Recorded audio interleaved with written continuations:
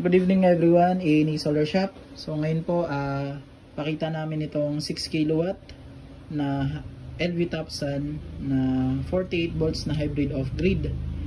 So ano bang maganda dito sa 6 kilowatt na LV Topsun? So number 1 is meron siyang Wi-Fi monitoring. So free po ito. So meron siyang wire para sa, I think para sa computer to. And then syempre para sa CAN communication. So ito pala, itong inverter na to, ang maganda dito is pwede siyang mag-parallel. So kung gusto niyo mag-upgrade ng isa pang inverter, capable siya dun. So capable din siya sa 3-phase connection.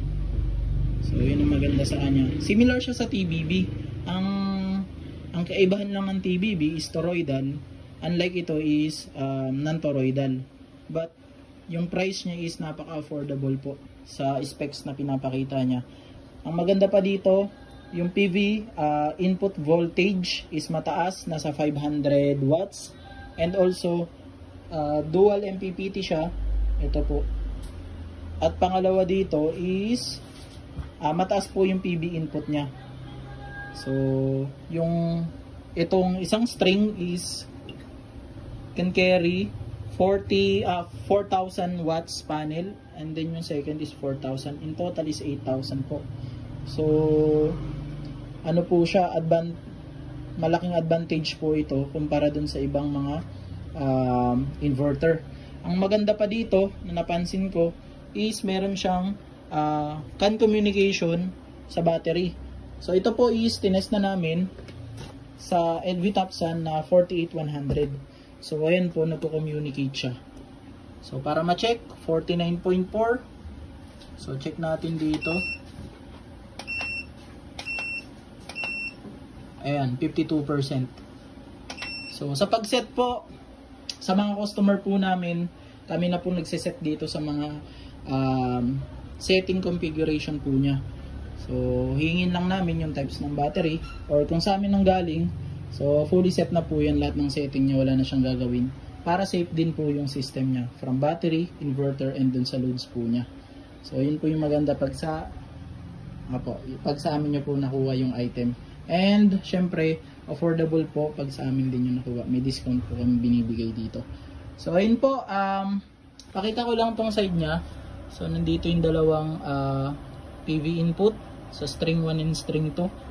So ayan po siya. May fan siya dito, dalawang piraso. Ito yung sa battery input niya. So itong wires na to, hindi ito yung kasama nito. Matabayan ito.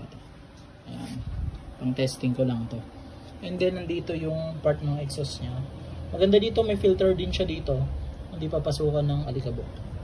So ang fan pabuga, hindi po pahigop yung fan niya. So ayan, nandito yung AC input. Yun pa pala, meron siyang gen port. So napakaganda, para na siyang DAI. So meron siyang gen port, hiwalay dun sa AC input and AC output niya. So far napakaganda nito. Ito pala in-order na to ng isang customer namin. So pa Nueva Ecija. So tinetest lang namin, and then sine-check namin lahat po dito bago namin ipadala. So isang set po yung kinuha niya, pinartner niya to sa 200 AH na LV Topsun 51.2. And then complete set of materials po. So except lang yung PV kasi meron na siyang existing. And then ayun, kompleto na rin siya ng mga protection devices. So papakita ko po. So ayun ang maganda po sa amin, meron na yan. Kompleto na yung lahat. Since nag-install po tayo, alam natin yung mga needs sa site. So from cable trays, battery cable, tamang size ng breaker. So naka-connect na yan sa ilalim, sa loob. So may mga designated na rin. So dalawa po yan, sa AC side and sa DC side. And then may ATS din siya. So yung pure solar po to, solar priority. So yung AC input niya is backup lang during masama yung panahon or mahina yung harvest ng solar.